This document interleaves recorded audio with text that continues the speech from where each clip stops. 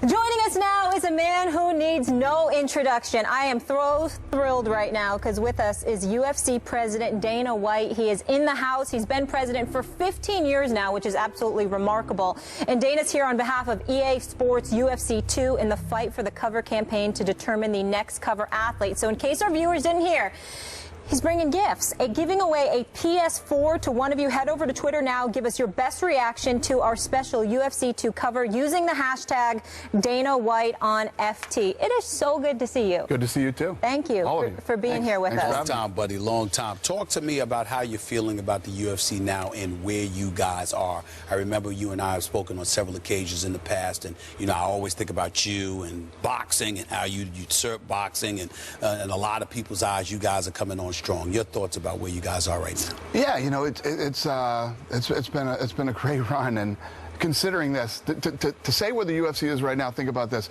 we're just in Melbourne, Australia, with 2 women headlining, and the co-main event were 2 women, right?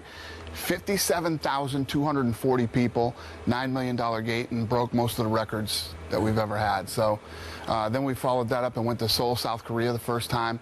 Amazing event. The fans were awesome there, and we just continue to go into places that we've never been and expose more people to the sport. But what does that say about the sport? And I'm certainly not being negative here, but when you look at a Ronda Rousey, for example, when you think fighting, you think about it being a pugilistic sport. Obviously, Ronda Rousey's on, you know, the cover UFC and all of this other stuff, and she's the most marketable name. What does it say about the men that are not as marketable as her? Well, I think, you know, even when you looked at women's boxing, and obviously Ronda broke all these records with the Holm fight, you know, period. Yeah. Records that, you know, that we had at any of the big fights. And in boxing, there was never a women's fight that did anywhere remotely close to that. But we also have Chris Weidman coming up against Luke Rockhold this weekend. Yeah. We got Conor McGregor versus Jose Aldo. John Jones is coming back. Yes. You know, we got Cormier. You know, and the list goes on and on. We have a ton of stars, and we have a lot of up-and-coming stars right now. The sport's never been stronger and just continues to grow. You okay? Yeah, go ahead. I'll get back to him in a second. So, how big a blow was it to your sport that Ronda lost? It's crazy because, you know, you win and lose in the fight game. It happens, you know. Even you know, it's funny because we were comparing her to Tyson, who had this, you know, invincibility, and you know, you know, she was a Tyson, and it was never more true than when she lost. Because when she lost, everybody was shocked. 100 million people were talking about it on social media, and I actually think that Ronda Rousey is bigger now after the loss than she was before the fight. And there's going to be a rematch, and you know. Can't wait for that. I think Holly Holm's better than Buster Douglas was. Well, yeah, but I must ask you this. First of all, a couple of things I want to get to. Number one, how soon do you anticipate the rematches? Because you know better than me, it's one thing to lose. Right. And I mean no disrespect, but it's another thing to get beat down. Holly Holmes put a whipping on Ronda Rousey. God bless. I hope she's okay. I hope she comes back strong. But that was a beat down. Yep, she's okay. Actually, she was in Vegas a couple days ago and went through a full, you know, they from head to toe, they medically tested. She's fine. She's fine. Now she's just got to take some time off, relax, and when But is Dana White going to give it to her? And what I mean by that is this. I know how you are, and this is what I love about him, Skip, because he and I go back a long ways. You give people the fights they want to see when they want to see it. Well, now, you know people are going to be clamoring for Ronda Rousey to get back in that ring, but she might need a little time. What's crazy is, you know, a lot of people have been saying, well, you should make this fight, you should make that fight. Lorenzo and I should lose our promoter's license and never be allowed to promote another fight again if we don't make this rematch. Right. But, you know, you have to give, like you said, you have to give Ronda the time. When Ronda's ready to come back, there's literally no pressure on her whatsoever to think about anything as far as fighting goes. So, and she's on a medical 45-day suspension after the fight. She can't have any contact or do anything for 45 days. So, go ahead. I'll come back to it. All right. I'm a boxing fan, long time, Me hardcore. Too. I know you are. You grew up in boxing, basically. Yep. And I make no bones about this, as in Bones Jones. But he's the man. How vulnerable is the sport of boxing post-Mayweather-Pacquiao in your eyes? Yeah, well, here's the thing. The crazy thing about boxing is this, is that when Tyson left, it was going to die. When De La Hoya left, it was going to die. You know, and it keeps going on and on. The problem with boxing right now is there's no young, up-and-coming talent. Back in the day, when we were growing up, man, boxing was it. In the 80s, the biggest fights, all the best in the world came out of the United States. And then boxing sort of became a European sport. You know, you don't have the greatest guys in the world here anymore. And the problem is, if you're a young kid in the United States, are you going to learn one thing? You're going to learn everything and become a mixed martial artist. So, and that's where I was going, because when you say there's no young guys, I'm thinking a guy like Canelo Alvarez. I'm thinking Mexico. Triple G. You know what I'm saying? I understand exactly. That's why I said you said American. And, so and Triple G is Triple G. Russia. Well, you know, Andre Ward. Keep your eyes on that. Kovalev. He's obviously not from the United States, but he's big time as well. But I get where you're going from. Let me go to the men now, because see, I'm a John Bones Jones fan. Right. I mean, I miss the brother. I know he's had some legal issues and other issues, and I hope that he's fine. I want you to give me an update on his status and how soon can we expect to see him. I like Daniel Cormier a lot, but he lost to John Bones Jones because John Bones Jones is that legit. I want to give us an update on where he's at and when he's coming back. Yeah, so he's actually doing really well, and I don't know if you follow him on Instagram, but he's been like in the gym. You won't believe him when you see him. He is completely transformed. This guy is jacked. He's been lifting. He is like powerlifting. He's huge right now.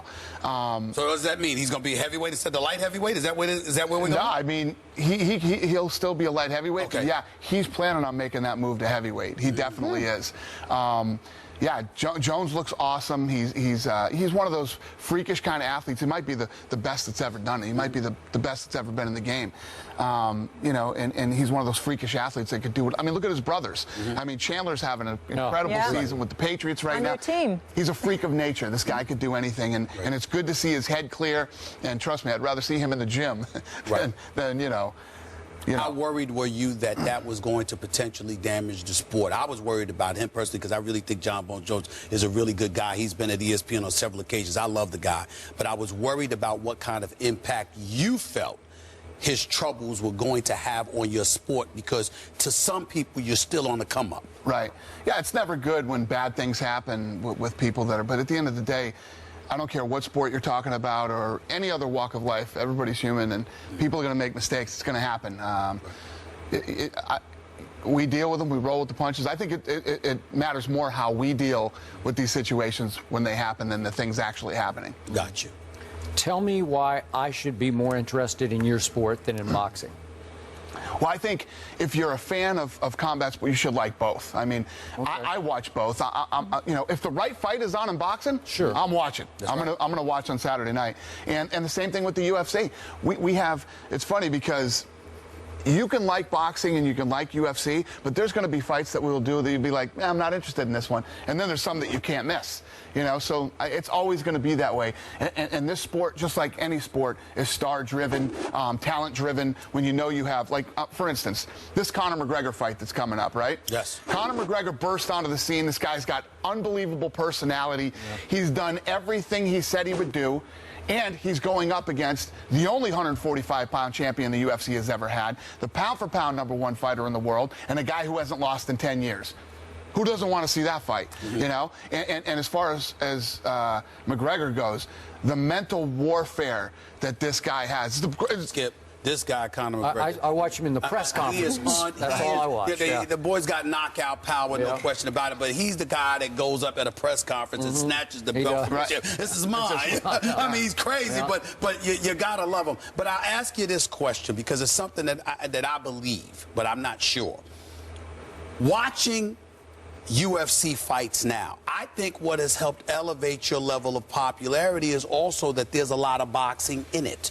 You're seeing, like, for example, yes, Holm dropped Ronda Rousey with the kick and finished her off. But what she was doing before dropping her, she was connected. She couldn't miss Ronda Rousey's face with the jab, with straight lefts and rights. She was hitting her. She was boxing. And I think the fact that so much boxing appears to be incorporated into the UFC, I think that's elevated the popularity of the sport in this country. To that you say what?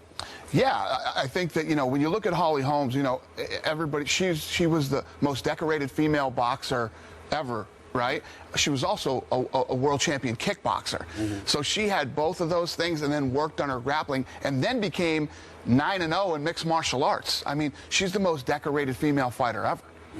So would you describe your sport as boxing plus? Like you've got boxing plus? No, we're mixed martial arts. I mean, there's everything. There's boxing, there's Muay Thai, there's wrestling, there's jiu-jitsu, there's karate, there's so many different things.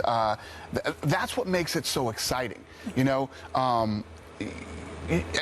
There's so many different ways to win and so many different ways to lose. You never know what's going to happen. In America, people still prefer the knockout. It's true. That's what it is. It's We true. want to see a knockout. We don't want to see a submission. But there's great submissions. I know, and they're great ones. They're great ones, but we prefer the knockout. When you get two really good submission fighters going at it, it's as good as the toe-to-toe exchange. Great ground game jiu-jitsu. All right, give us a couple guys that we should keep an eye on that we might not know about that could be the next Anderson Silva GSP type that we should be excited about. I'll give you a couple guys and girls. Okay. So coming up on Fight Pass, UFC Fight Pass is coming up. First time ever. We're going Thursday night, Friday night, and Saturday night with fights in Vegas. 3 back-to-back, and all 3 of them are sold out. So the first one on Fight Pass, the headliner again by women, Paige Van Zant versus Rose Namajunas. 2 huge stars. Up-and-coming stars that are going to battle this early in their career, and one of them is going to go on to, you know, so that's a great fight. And another kid on that card, name is Sage Northcutt. Sage Northcutt is a kid that I just found. We started a new show called Dana White Looking for a Fight. It's on YouTube. Go check it out. And that's where I found Sage Northcutt. And the kid exploded off the show and is an incredible talent. Check him out. All right, might just have to be in Vegas that weekend. Thank you so much for being here with us. Thanks for We having really me. appreciate it. Thank you. See you, buddy. And as we mentioned earlier, Dana White is here on behalf of EA Sports, where for the first time ever, the winner of the Real World event will determine the EA Sports cover athlete. Jose Aldo and Conor McGregor will literally fight for the cover at UFC 194 on December 12th, where the victor will join Ronda Rousey on the cover of EA Sports UFC 2. And all of our viewers at home, they can head to Twitter right now because Dana and EA Sports are giving away a custom UFC 2 PS4 to one lucky First Take fan. Just give us your best reaction to our special UFC 2 cover, or tell us your prediction for the Aldo McGregor fight using the hashtag Dana White on FT. That was a mouthful, but we wanted to make sure that everybody gets it so they can get involved. Thank you so much again, Dana, for being with us.